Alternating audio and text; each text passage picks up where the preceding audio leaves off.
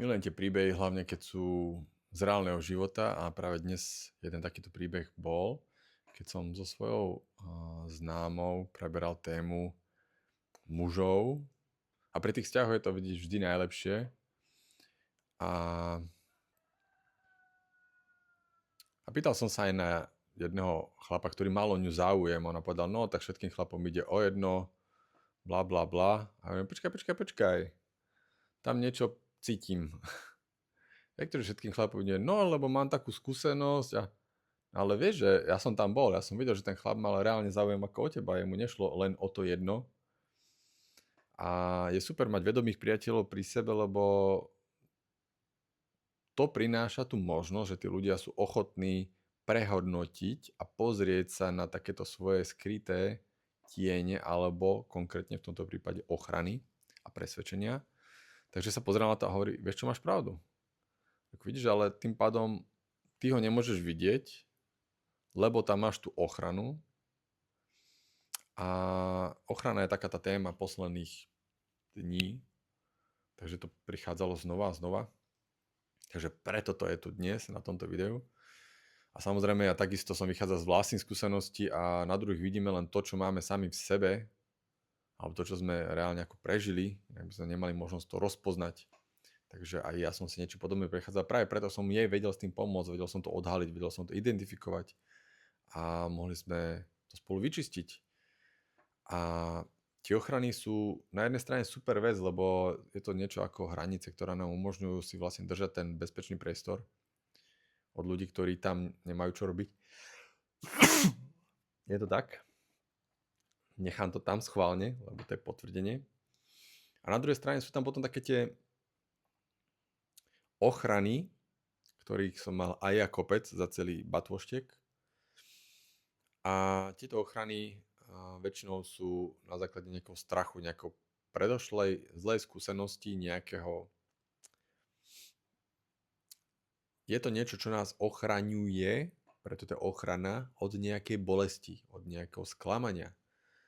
A väčšinou sa to pojí už s nejakým príbehom z tej minulosti, ako to teda bola u nej, že nejakí chlapi mali o ňu záujem a išlo len o to jedno, tak si vytvorila tú ochranu voči tým ďalším chlapom a toto môžem použiť kdekoľvek, v akékoľvek téme, lebo tie ochrany máme všetci. Oni nám v nejakej úrovni asi pomáhajú, v nejakom krátkodobom horizonte nám môžu naozaj pomôcť, ale ako náhle my rastieme v tom sebarozvoji, v tom na tej vedomej úrovni toho vedomia vlastne narastáme, tak život chce od nás, aby sme prehodnotili tieto ochrany, ktoré sú spojené často s tými príbehmi, s presvedčeniami, s tým, aby nás ochránil od strachu, od bolesti a tak ďalej. Je to celá škála. A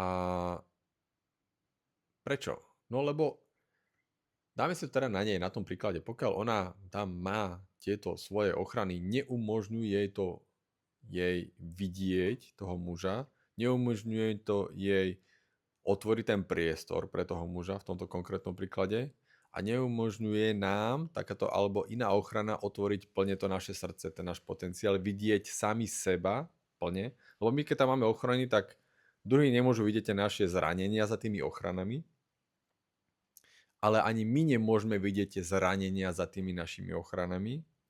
A ešte jedna vrstva tam je. Za tými ochranami sú zranenia a za zraneniami sú obrovské dary.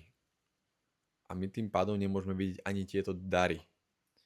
A tie dary sú rôzne, ale primárne by sme ich mohli nazvať, že to je takéto seba prijatie, videnie plného, nie potenciálu, plného prejaveného potenciálu samého seba, byť tej úplnej sebaláske a prijatí samého seba.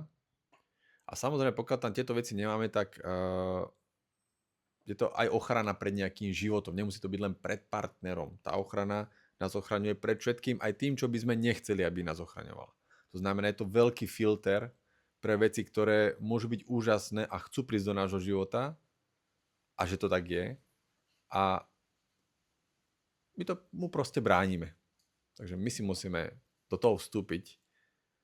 A ja som zažil niekoľko takýchto ochrán, ktorých som sa sám nechcel vzdať. Bol to veľmi náročný proces prečistenia, pustenia a našťastie som mal v tej chvíli pri sebe, alebo teda vo svojom okolí, osobu, ktorá mi priniesla tento dar. A to je to, keď vám niekto niečo triggeruje, niečo vám spúšťa to tlačítko, že vás to bolí. To sú najlepšie dary, najlepší učitelia pre vás, lebo oni vám ukazujú, čo tam nemáte vyliečené. A v tomto prípade to u mňa bolo, že mi tá žena ukazovala tie zranenia, respektíve poukazovala mi na tie moje ochrany, vďaka ktorým som bol zavretý, nevidel som sa seba, nemohol som ani ju pustiť k sebe a tak ďalej. A za tými ochranami som ja uvidel tie zranenia, ktorým som sa nechcel vzdať, lebo však mi fungovali dlhý čas v tom živote. Mi boli prospešné. Áno, boli, ale zároveň ma oberali o strašne veľa. A samozrejme chce to od nás takéto vnútorné rozhodnutie. A ja si myslím, že to je tá doba tomu obrovsky teraz nahráva, keď pravdepodobne to máte všetci aspoň nejak esenciálne zažité, ako tá doba od nás chce, aby sme išli hlbšie do seba, aby sme išli do väčšej pravdy. A to znamená stáť z očí v oči aj týmto svojim ochranám a tieňom a bolestiam za nimi. A pozrieť sa, čo je za tým. Otvorite svoje dary a ešte za tými darmi sú vlastne potom aj schopnosti, ktoré sa vám ako človeku otvoria. Intuícia, jasnozrivosť väčšia. Napríklad naciťovanie, empatia, videnie sám seba, akceptovanie samého seba. To boli veci, ktoré boli to u mňa, u vás to môže byť zase toto alebo niečo kompletne ešte úplne iné. Ale jednoznačne to stojí za to sa tam pozrieť. Jednoznačne stojí za to absolvovať tú cestu. A áno, rozumiem, že samému to môže byť zložité, náročné. Náročné to určite bude, či už budete na to sám, alebo s niekým. A možno práve preto dáva zmysel tá úloha nejakého sprievodcu, ktorú robím aj ja pre mojich klientov. Niekoho, kto vás tým procesom prevedie, kto tam už bol. To je úplne najlepšie. Niekto to má prečítané len z nejakých knížiek, ale niekto, kto už bol tam, kam chcete ísť vy. Takýchto ľudí si vyberajte.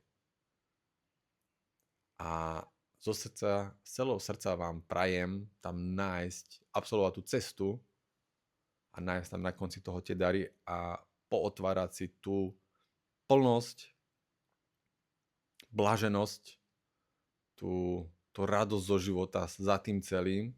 To, že môžete vidieť naozaj celý ten obrázok a zrazu sa budete čudovať, prečo som toto nespravil skôr. Proste môj život bol čierno-biely predtým a teraz má všetky farby.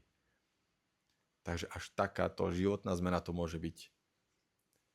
Napíšte mi, čo si myslíte o svojich ochranách, alebo aké máte vy, ak ste nejaké identifikovali tieto ochrany. Alebo niektoré, ktoré som možno spomenul v tomto videu, možno ste už takéto našli sami v sebe. Ak áno, bude super, keď podporíte moje video lajkom, budem vedieť, že sa vám to páči, budem vedieť, keď mi napíšete do komentára, aj sa vieme takto navzájom inšpirovať navzájom. Vtedy to má zmysel. Preto aj moja cesta mala zmysel, lebo to viem zase odozdať vám a vy keď to viete odozdať ďalej, to je tá svojpomoc, to je to, čo robíme navzájom. Jeden pre druhého a ono to je väčšie, ako si možno dokážete predstaviť, že tá najväčšia práca, ako môžete zachrániť svet, lebo toto je takisto téma s coachingom, ktoré robím. A ja by som chcela toto a takto ľuďom pomôcť. A hovorím, zachráň sama seba. To je to najviac, čo vieš spraviť. Lebo cez tie zranenia potom my ubližujeme ďalej. Zachráň sám seba. Zachráň sama seba. To je to najviac, čo vieš pre tento svet spraviť. Potom tá tvoja cesta má obrovský vplyv na tvojho partnera, na tvoju rodinu, na tvojich priateľov okolo teba a takto sa to posúva na celosvetovú úroveň. To znamená, keby sa každý staral sám o seba, o všetkých je postarané. To je obrovská múdrosť, ktorá o tomto presne hovorí. Najskôr zachráň sám seba. porozumej sám sebe a potom dokážeš porozumieť aj všetkým ostatným. Takže veľa šťastia na tejto ceste. Ak s ňou potrebujete pomôcť, stále tam mám nejaké miesta na dlhodobú spoluprácu. Alebo si nájdete niekoho, kto vám už sedí, alebo koho poznáte, komu dôverujete. To je veľmi dôležité pri tejto ceste, mať niekoho, komu dôverujete, kde cítite ten bezpečný priestor, alebo to bezpečie, to, že vás tam nikto nesúdi, je extrémne zásadné. A niekto, má tú odvahu vás tade previesť, ukázať vám všetky tie veci, ktoré možno vy sami si klamete, zakrývate, nechcete vidieť, ale on s tou láskou, ten sprievodca vám to všetko poukazuje, ale nechá vám ten čas, lebo bude to chcieť určite aj vašu tú aktivitu.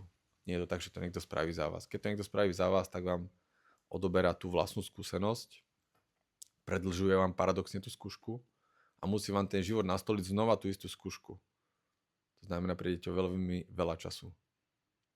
Takže doporučujem týmto veciam sa venovať a keď ste na tomto kanále, tak pravdepodobne spadáte do tejto kategórie ľudí, ktorí na sebe chcú pracovať, ktorí sa zaujímajú. Už len to, že sa zaujímate, je obrovský krok. A príde možno ten správny čas na každého z nás, nie možno určite, a každý ho má troška niekde inde. Takže krásny deň prajem, lúčim sa s vami a vidíme sa pri ďalšom videu. Majte sa krásne.